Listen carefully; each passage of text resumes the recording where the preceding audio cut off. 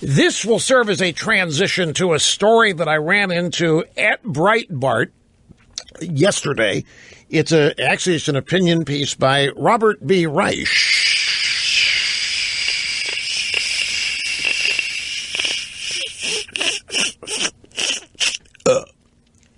And the headline is, the Democrat Party has not been in this bad a shape since the 1920s.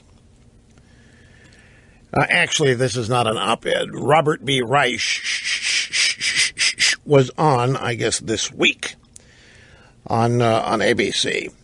And that's where he said the Democrat Party has not been in this bad shape since the 1920s. And right now there's a disconnect, George, meaning Stephanopoulos, between a rather sclerotic Democrat apparatus, which is in complete disarray. I mean, the Democrat Party hasn't been in this bad a shape since the 20s. He's talking about power as defined by seats, electoral seats held.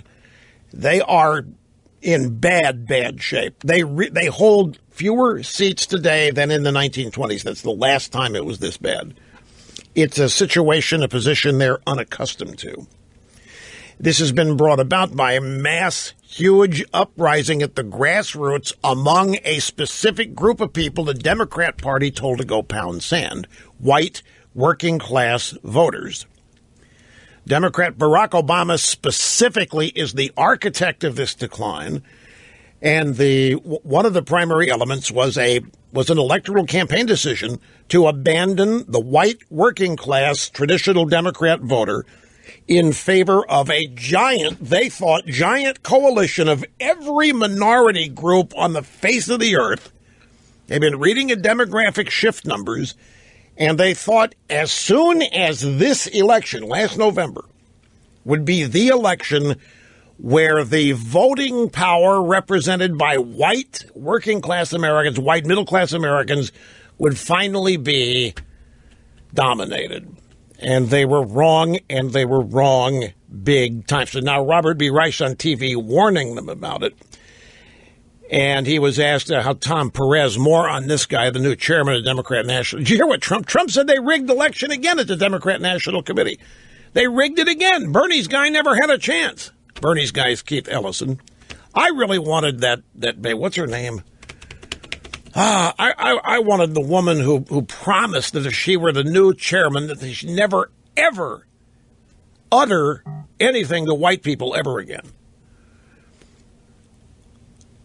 Sally Boynton Brown, that's who we were pulling for. I guess our influence in the Democrat Party is not what it once was, because that's who we were pulling for. It was not an ongoing steady campaign, but I certainly endorsed her 2 or 3 times.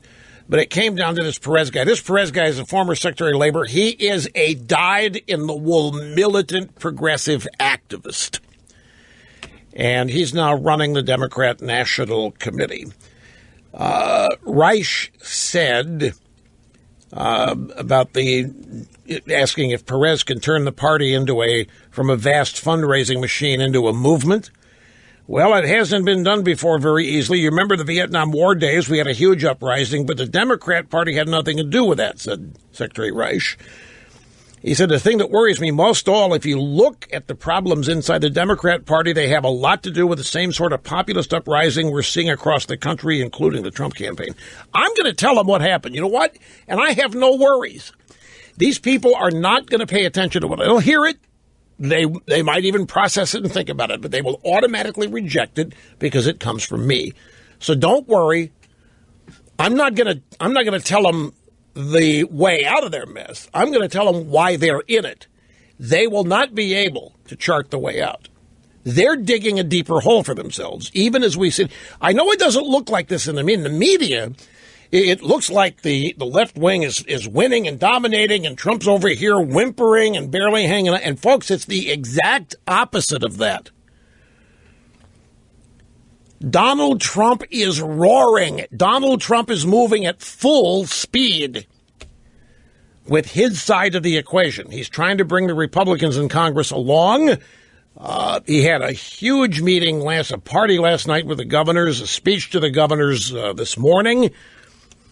He then had meetings with CEOs from the insurance companies, They are praising Trump for already stepping in to help stabilize the market.